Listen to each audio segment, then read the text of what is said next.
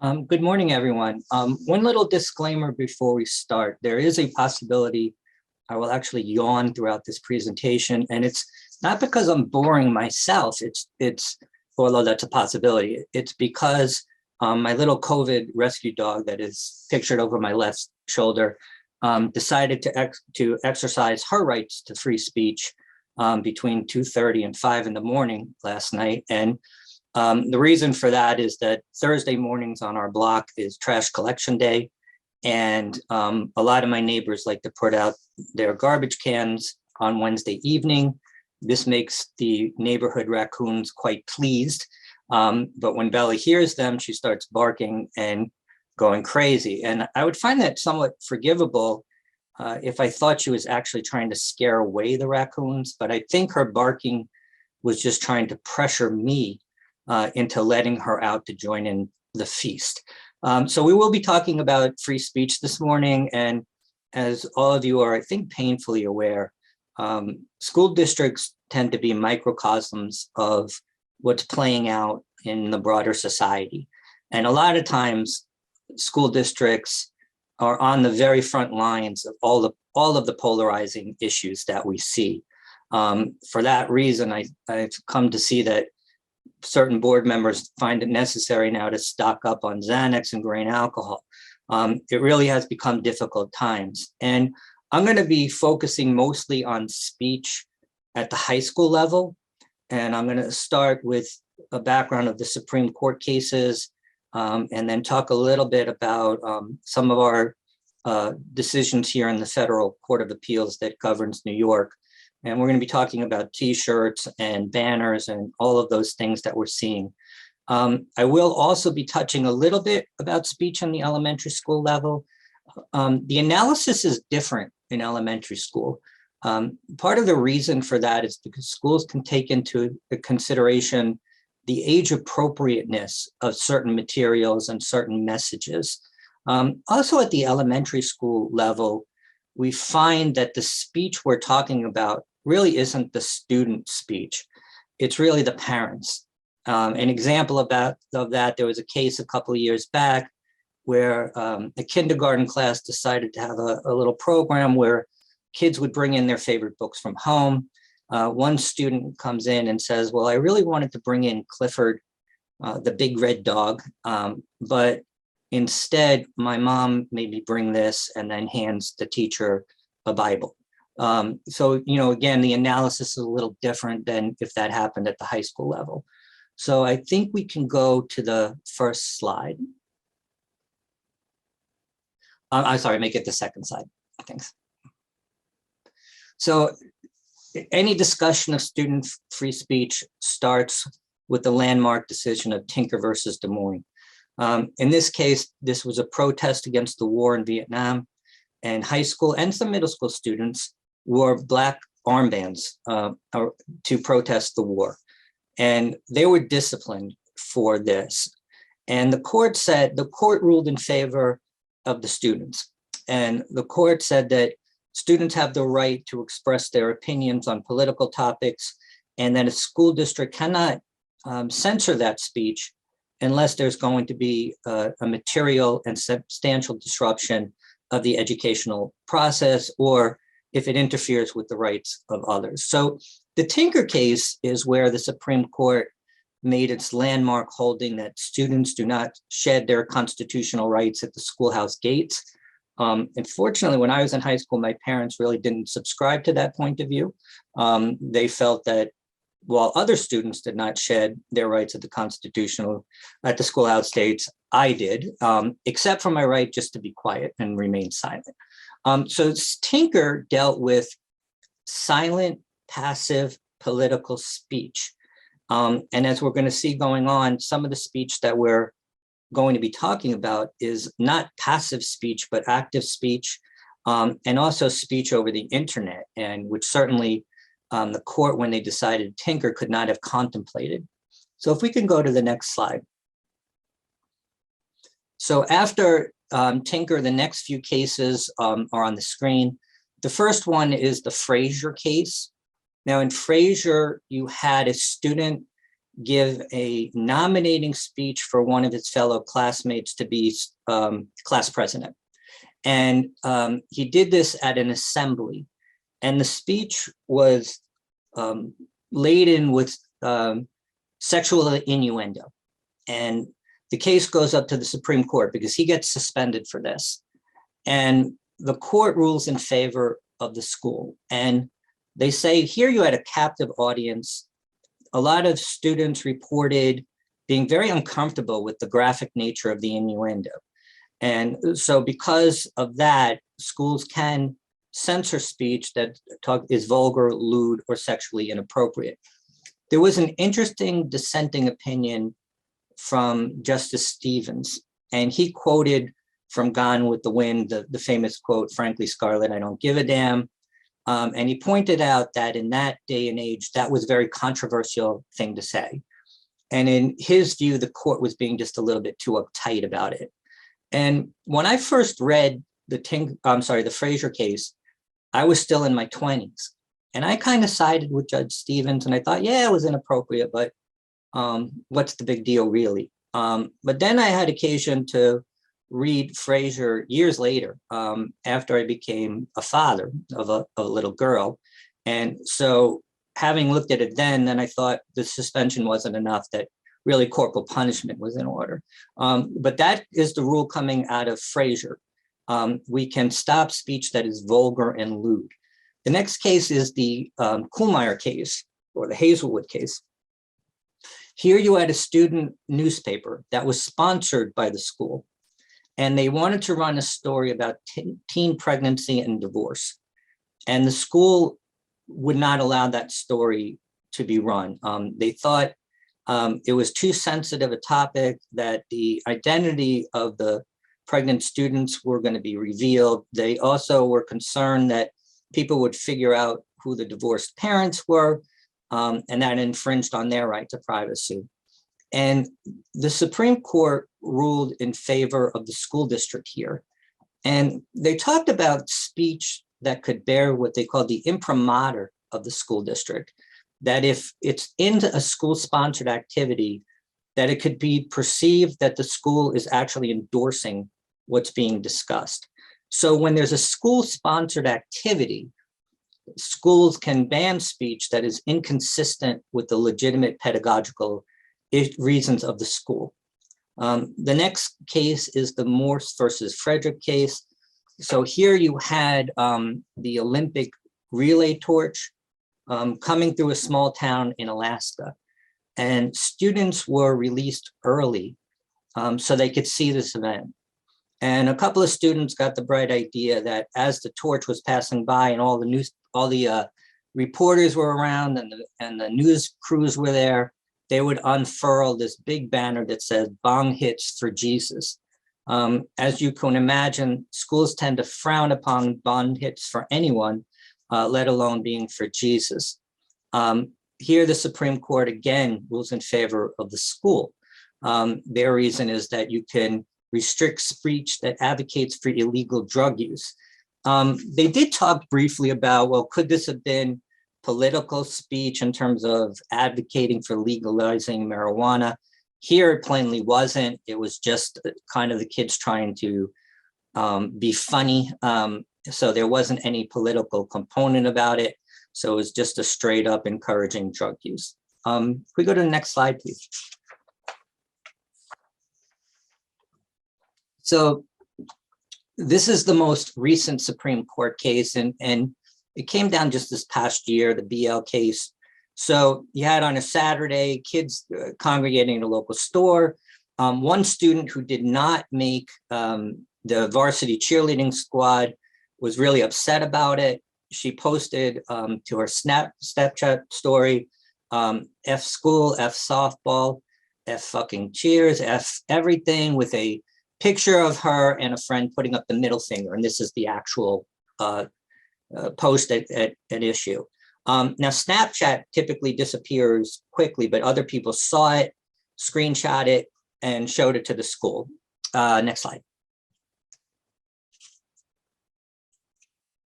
So this caused some cheerleaders to be upset. One of the coaches was upset. Coaches don't like it when you badmouth their team. And they suspended the girl for 1 year, and stating that her actions violated team rules requiring respect for others, discouraging foul language, and inappropriate gestures. Can you go one more slide? So it went to the federal appeals courts that sits in Pennsylvania. They ruled in favor of the student. Now they had a broader rule that a school can't regulate speech off campus. When it went to the Supreme Court said that you can regulate speech off campus and on the internet, but only in narrow circumstances. And that's where you had the substantial disruption that we saw in Tinker, but also that you can protect against bullying. And if you can go to the next slide. And threats against students or staff, and the failure to follow school rules. For example, if people are using the internet to do cheating or hacking. So this gets into, New York has, of course, DASA, and DASA regulates bullying, including cyberbullying. And so when we do see cyberbullying or threats made on the internet, notwithstanding the Supreme Court case, the school district still has authority to take disciplinary actions for that speech and to stop the bullying. So what was really going on here? The way I look at it, I think the Supreme Court was concerned that this school district was becoming somewhat of the thought police. So let's take pre-internet, and a kid doesn't make varsity for a particular sport. And they go to the local pizza place and they're hanging out with their friends. And they say the exact things verbally that this person, that BL put on her Snapchat. And someone in the next booth happens to overhear it and tells the school. I think there would be a concern that that is overreaching to stop any kind of venting or conversation anywhere about things that really isn't any kind of threat to the school, that are just people talking. I think the other thing that bothered the court is that the suspension seemed to be, I think in their view, although they didn't expressly state it, a little harsh. And did they really need to kick the kid off the team for a year? And what we talk about recently now, particularly in our COVID era and post-COVID era, is perhaps not going straight to discipline, but looking at what we call teachable moments. And you don't necessarily need to suspend a kid, but maybe just have a conversation with someone. And we just had this come up yesterday in one of our school districts, again, with an internet post that, while there could have been some discipline for it, the school decided to address it more conversationally. And I think that's more of a better approach, unless it's something really egregious, to talk to students. One thing we like to tell students, and I certainly tell my own kids, be careful of what you post anywhere on social media. Our firm represents a lot of colleges, and I'm told that admissions officers will look on student social media sites to see what they have posted. And, students need to be reminded that anything you put out there, even if you put it on Snapchat, that could be a record because someone else could screenshot it and then repost it somewhere else. So I think these are things that we have to talk to students about and not necessarily go straight to a suspension. And I think that will avoid some of the entanglements with First Amendment issues. So if we can go to the next slide. Now, this case predates the BL case, but it kind of blends right into that holding. This case, actually, my partner, Jonathan Fellows, handled this case at the Second Circuit.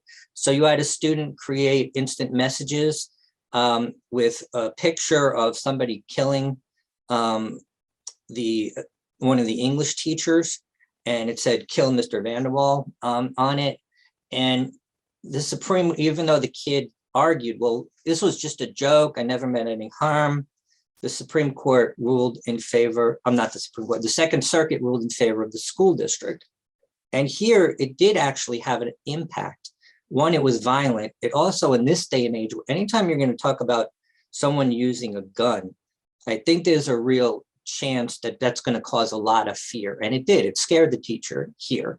The other thing is that the school district had wisely had an assembly at the beginning of the year, talked about all these issues of social media, and talked about how any threat would be taken seriously. And that even if someone meant it as a joke, if it could be perceived as a threat, it could result in disciplinary action. And I think that really helped the school. And these kind of assemblies are really going to be important as we go forward. Next slide, please. So this was an internet case. It was back in 2008, and a student was barred for running for senior class secretary because of a blog. There was an event called Jam Fest, and she blogs, Jam Fest is canceled due to douchebags in central office. And she talks about rallying the troops to try to get Jam Fest back on. Next slide, please. And even though the Supreme Court thought, not the Second Circuit thought that the punishment was too harsh, they ruled in favor of the school because, again, this was only a suspension from holding an office in an extracurricular club, and they didn't want to overturn the judgment. Now, how would we square this case with the BL case? Both were internet posts, both were students being frustrated with something. And I think one difference here is that the student in the Doniger case actually caused disruption. There was back at the school a lot of chaos at the school about this, a lot of people calling and flooding the school, the phone lines. So I think that's where we saw an ability to do something. Also, again, the punishment here was just a suspension from being an officer in a club, which is a little bit different than the BL case. So, you know, if a Doniger came up again, it would probably be a really close call in light of BL, but I do think it's distinguishable. One more case, please. So we all know controversies about masks in schools. We've seen a lot of legal challenges here in New York to them. Not really on First Amendment grounds in New York, more on procedural grounds in New York that the Department of Health had no authority and the governor had no authority to issue these mandates here, which those cases fell flat. But here was a First Amendment challenge. And the challenge was that it violated students' free speech rights to make them wear a mask because when they talk, the sound gets muffled. And the court in New Jersey, a federal district court, ruled in favor of the school here that the First Amendment does not bar something that would make your voice a little bit muffled. So there was some creative lawyering here, but not effective lawyering here against the school. Next slide, please. So this is kind of an interesting case. You had a student, this is back in 2006, where he went to an anti-war rally that depicted then President George W. Bush as a chicken hawk president and a former alcoholic and cocaine user. Next slide. So here you can actually see the shirt that was worn. And, you know, it's certainly not flattering of the former president, but the court rules in favor, and this is our Second Circuit Court of Appeals, of the student. And they find that this, again, political speech, and it didn't cause any disruption at all. So I was talking this morning as I left the house, and my twins who were in high school were asking what I was speaking about. And I told them and actually showed them a picture of this shirt. And they told me just by coincidence that yesterday a girl in their high school, wore this kind of flag draped over her that says, let's go Brandon. And some of you may be familiar with this slogan that really means, it really means F Joe Biden. And so they asked me, could a school district say, you can't wear that shirt or cape or whatever? And there have been schools around the country that have actually banned wearing of that. We think that if challenged, a school would lose on that it is political speech. And though it is viewed to mean the F Biden, it doesn't say that. And I asked my kids, and again, granted, this is not a scientific statistical analysis here, just 2 kids. What reaction was there by classmates to this? And they said there was none, that pretty much everyone is used to these kind of things now. They're used to different messages. So no one really was affected at all by it. So again, if you do see the Let's Go Brandon, and I would imagine some of you already have, in our opinion, that's not something that you could censor. But certainly feel free to call any of us here to discuss that one further. There is no case yet on point specifically addressing that message. So next slide, please. So this is a similar one at the time, picturing George Bush as a terrorist. Again, student wins, political speech. We look at Tinker, does it cause a substantial disruption? There is a question in the chat. Well, do we have to wait for an actual disruption? The answer to that is no. It's whether you could reasonably forecast disruption. So a student comes to school with a t-shirt that has a swastika on it. In that case, I don't think you need to wait for there to be an actual fight in the school. I think you could forecast that level of hate speech, first, which anyway would violate your code, violate DASA, but with respect to a First Amendment challenge, I think you could say we would reasonably forecast that could create disruption and would create disruption. Next slide. Can we just go one more?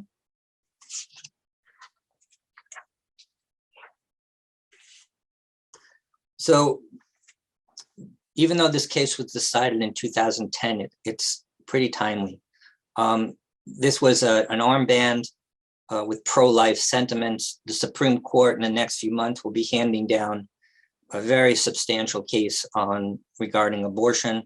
Abortion certainly stirs a lot of emotions and very controversial topic, but school districts can't bar expression based on someone's political view on abortion. And here, there was no disruption to the school. It's just pure political speech. Next question.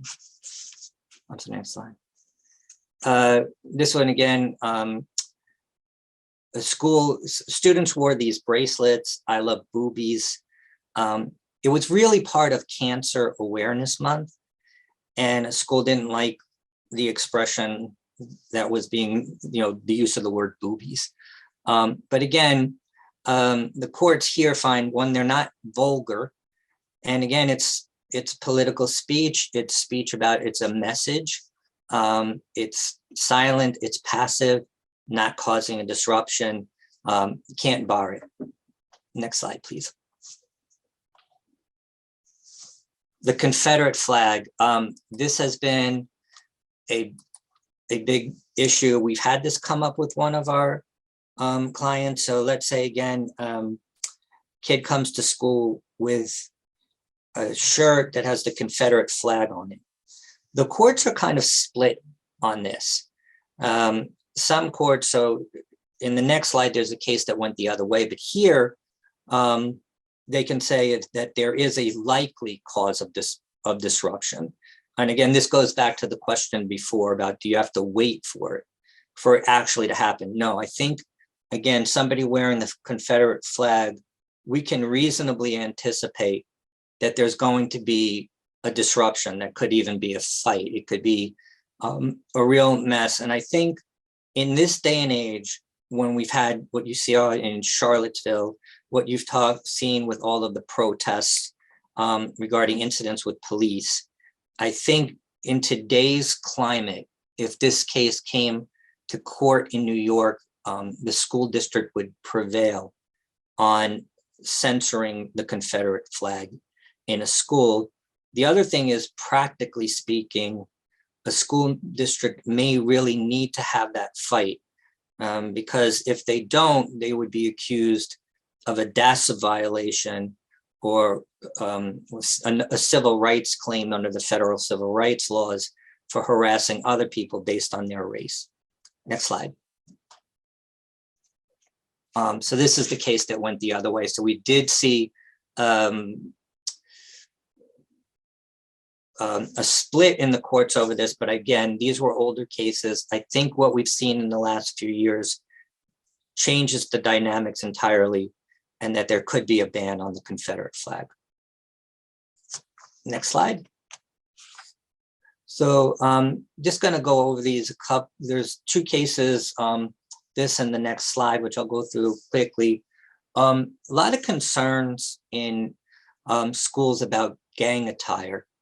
And schools facing this have tried to ban gang colors, gang symbols. The problem is that some gang symbols also have other meaning, some even religious meaning.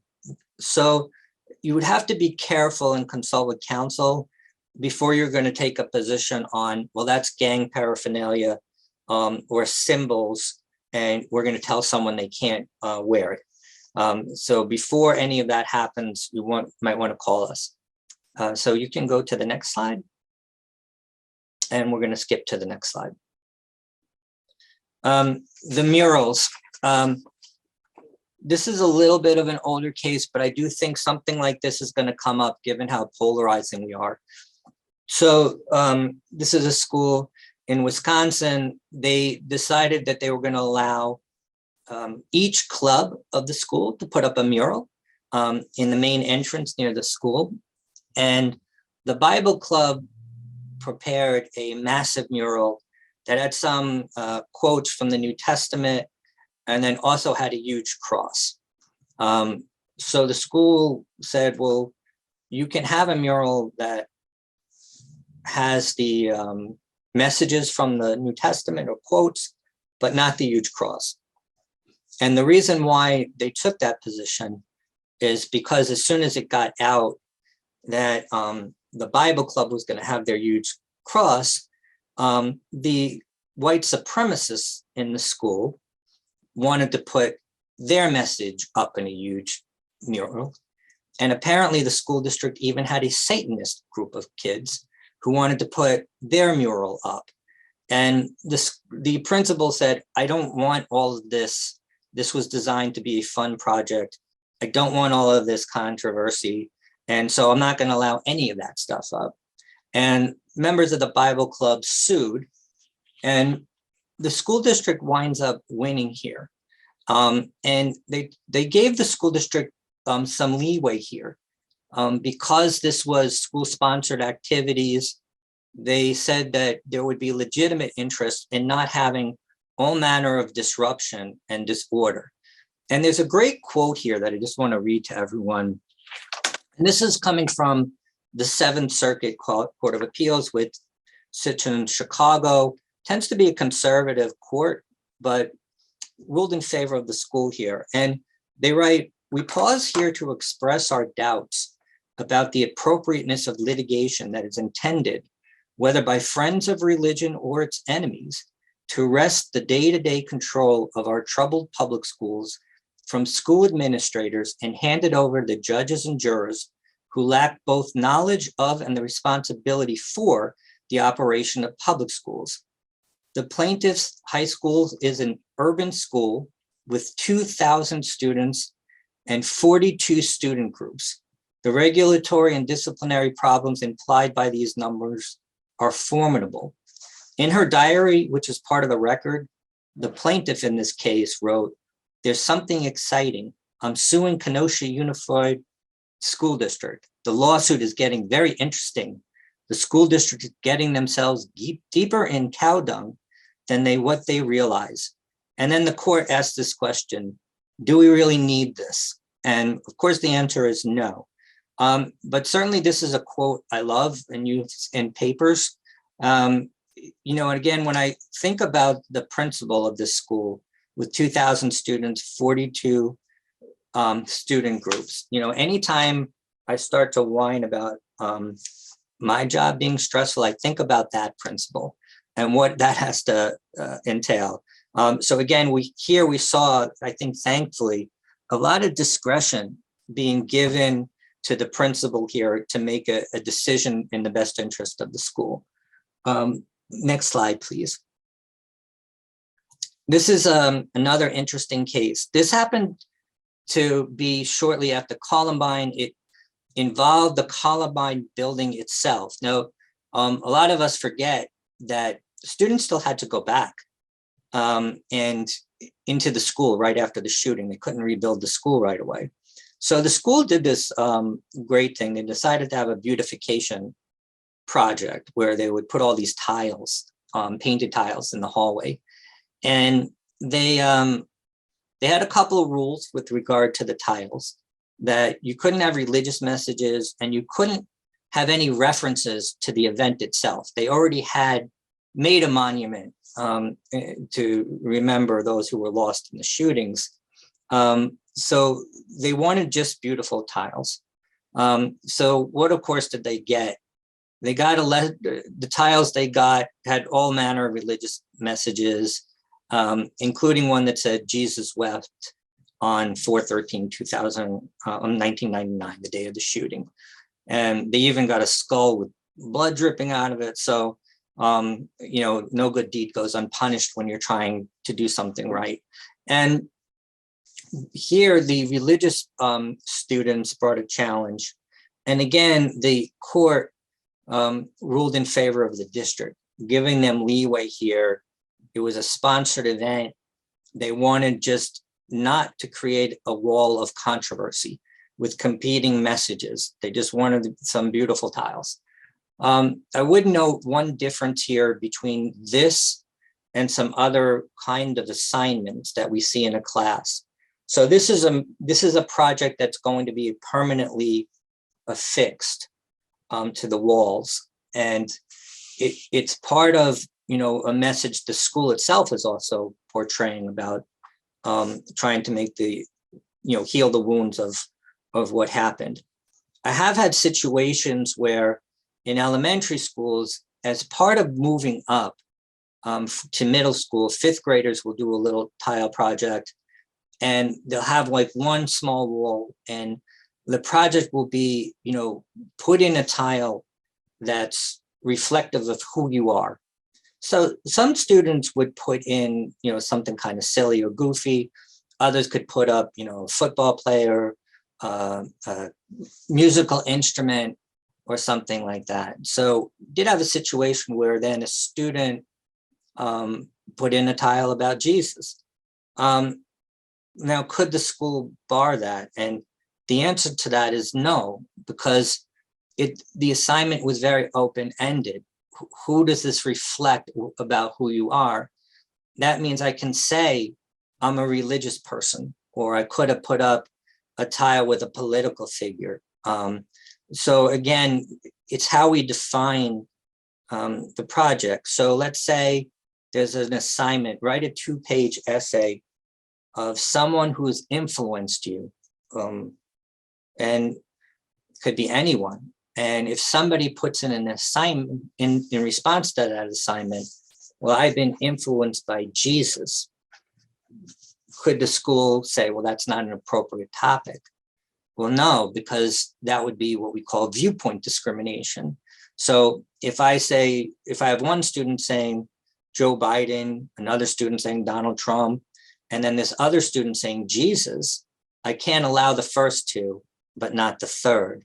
Again, so we can't discriminate solely on religious grounds. We have to be careful how we frame assignments. So, but let's say the assignment had been write a 2-page essay about a historical figure we learned about in this particular semester. Then it has to be responding on task on what we really did learn about this semester. So I couldn't write an assignment again about, well, Muhammad influenced me if we didn't study that in school, or one particular rock star influenced me even though we didn't study that. So I get the question, you know, could I say, well, I've been influenced by someone evil, Hitler, Satan, let's say nowadays, Vladimir Putin. I think you may be able to put that in an assignment. I don't think you could put that on a wall. So let's say the tile project. Could someone have put a tile of Adolf Hitler? I think the answer to that is no, because remember Tinker talks about not just material disruption to the school's operations, but infringing upon the rights of others. And a picture of Adolf Hitler would infringe upon the rights of others by creating a message that certainly Jews, that would be anti-Semitic, and same with Satan. I think that would be get into a DASA violation, and then for particular purposes of the Tinker standard, I think that would impinge upon the rights of others. But that's one of those questions that give school attorneys ulcers. But I think that's also, again, a fight you would have to have. So there may be First Amendment purists who say the kid coming to school with a swastika armband is engaging in protected speech. I would disagree with that. And I would say, even if we were wrong about that, that's a fight you have to have. Politically, I think you have to have that fight and make it that you're not going to allow that unless a court makes you wear that, makes that so. So fantastic question. It's something a lot of people like to debate and discuss. My view is we don't have to allow hate speech. In fact, we have an affirmative obligation to stop hate speech. And again, if somebody were to try to do that, I would ban it. And then the other question would be, you know, having conversations with the students and the parents. And look, in this day and age, you might find parents who firmly support the student wearing those kind of messages. But I think that's kind of a corny way of saying it, the good fight that we have to actually have. Next slide, please.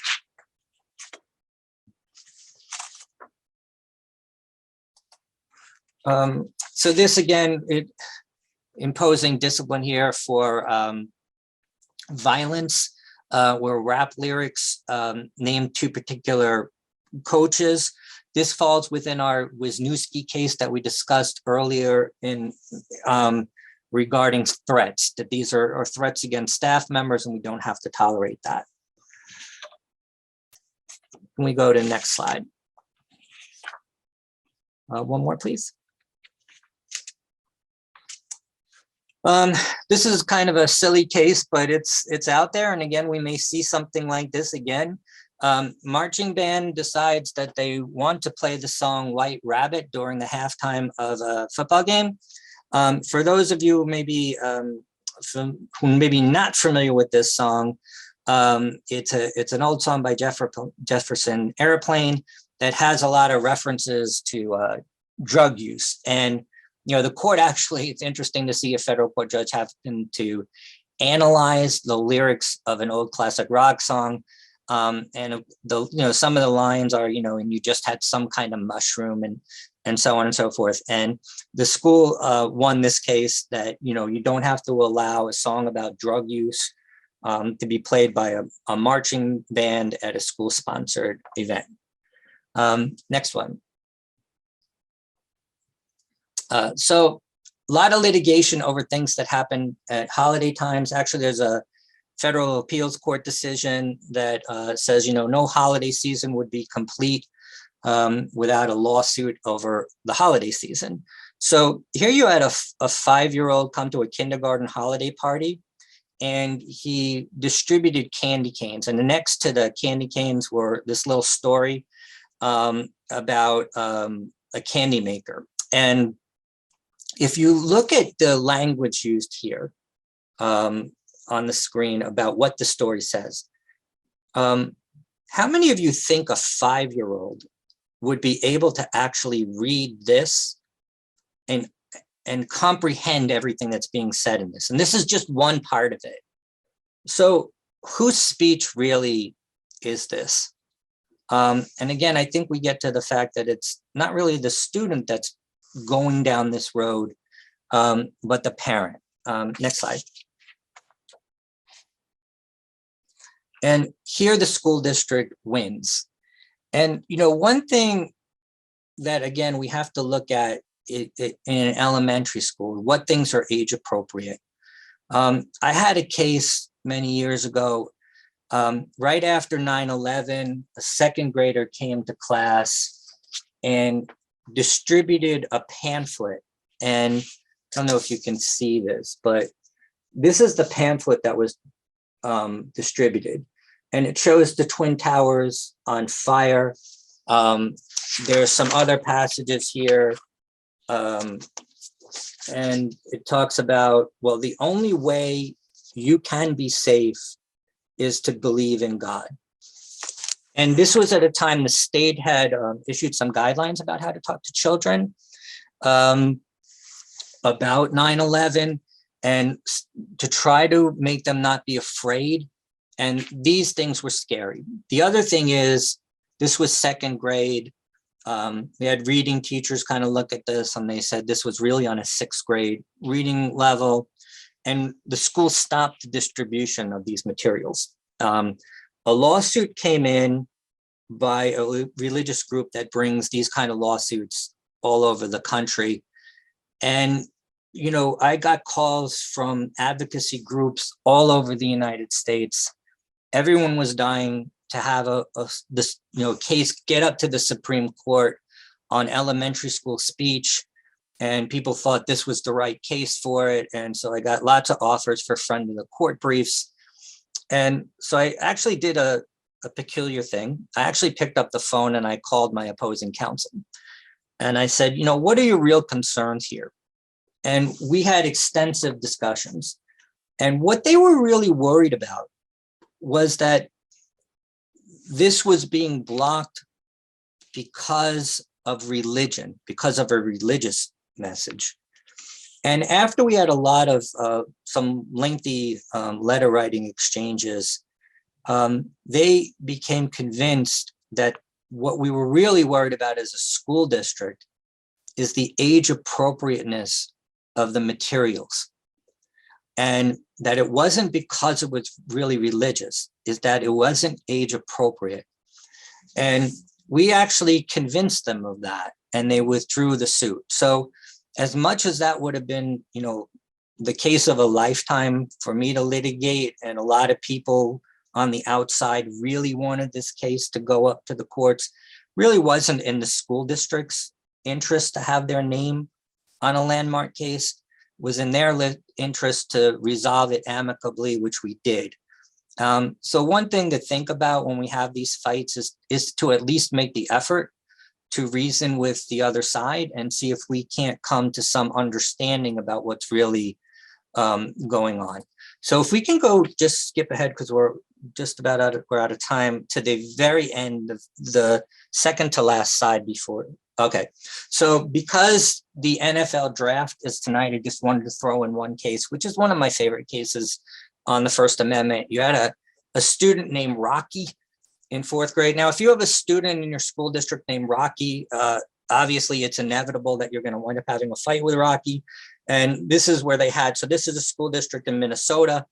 They participated in this contest to win a trip to go to the Vikings training facility and to meet one of their Pro Bowl wide receiver and now Hall of Fame wide receivers.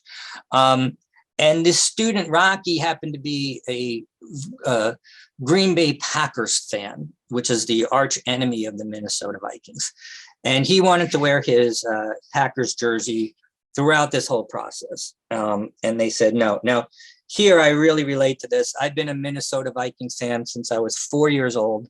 I have watched them lose 4 Super Bowls. And every year, the first day of the season, I get all false hope that this is the year they finally do it. My wife tells me that watching me root for the Minnesota Vikings is like watching Linus in the pumpkin patch. It's just never going to happen. And so in this case, Rocky's case actually goes to a federal appeals court. And, it's hard to imagine something like this actually being litigated to a federal appeals court. But there it is. And unfortunately for Rocky, the federal appeals court in the 8th Circuit sits in Minnesota. So he loses. So let's say, bring it forward to New York. We have a school district on Long Island that wants to bring kids to the Jets training facility. Well, first of all, that might be a 8th Amendment violation of cruel and unusual punishment to make people watch the Jets practice. But let's say we did, and or let's say a school district in Buffalo, and a kid wants to wear the dreaded New England Patriots jersey. We can certainly stop that from happening, probably take great pleasure in stopping that from happening. So with that, I am going to end. And I will, anyone who wants to call me just with any type of questions after this, my phone number, 516-267-6318, and be happy to have a discussion with you. This is certainly a topic that we could spend an entire day talking about, but I definitely appreciate your time and showing up for this, and please feel free to call me. Thank you.